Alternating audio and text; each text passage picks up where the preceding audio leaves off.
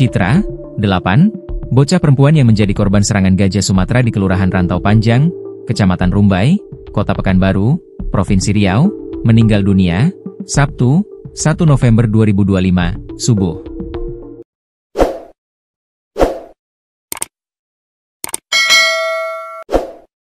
Kediaman keluarga Citra tampak ramai didatangi pelayat, Sabtu, 1 November 2025. Terlihat tenda seadanya dari terpal warna biru, didirikan tepat di depan rumah papan semi-permanen keluarga korban.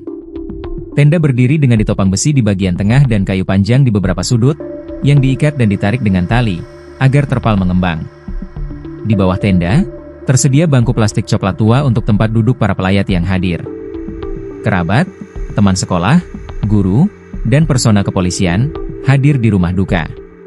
Bocah perempuan kelas 2 SD 128 Pekanbaru ini, menghembuskan nafas terakhir, setelah sekitar 2 hari dirawat di rumah sakit pasca kejadian penyerangan sekawanan gajah di rumahnya, pada Kamis, 30 Oktober 2025, subuh. Korban meninggal dunia hari ini sekitar pukul 4.30 WIB tadi, ujar Kapolsek Rumbai, AKP Said Ruli, yang juga hadir di rumah duka.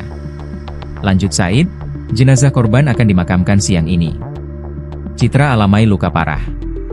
Seperti diberitakan, peristiwa mencekam terjadi di Kelurahan Rantau Panjang, Kecamatan Rumbai, Kota Pekanbaru, Riau, Kamis, 30 Oktober 2025, subuh. Kawanan gajah Sumatera liar dilaporkan menyerang sebuah rumah warga yang berada di tengah-tengah perkebunan sawit. Akibatnya, seorang anak perempuan berusia 8 tahun bernama Citra, mengalami luka cukup parah. Suasana hening saat itu, tiba-tiba berubah menakutkan. Suara keras yang mengganggu, terdengar dari balik rumah semi-permanen yang dihuni Sardo Purba, 36, dan keluarganya. Kejadiannya sekitar jam 4 subuh. Di dalam rumah ada saya sama istri, 4 orang anak dan 2 orang adik, tutur Sardo, saat menceritakan awal mula kejadian. Lanjut Sardo, ia terbangun dari tidur karena mendengar suara keras di depan rumahnya. Saat memberanikan diri keluar, ia mendapati ada 3 ekor gajah liar. Cepat-cepat Sardo kembali menutup pintu rumah. Namun, rombongan gajah itu tak kunjung pergi. Dari balik jendela, ia mengintip dan melihat kawanan satwa dilindungi itu masih berkeliaran di sekitar huniannya. Keluarga Sardo dilanda ketakutan yang luar biasa. Merasa nyawa keluarganya terancam jika gajah berhasil merusak dan masuk rumah, Sardo memutuskan untuk melarikan diri lewat pintu belakang.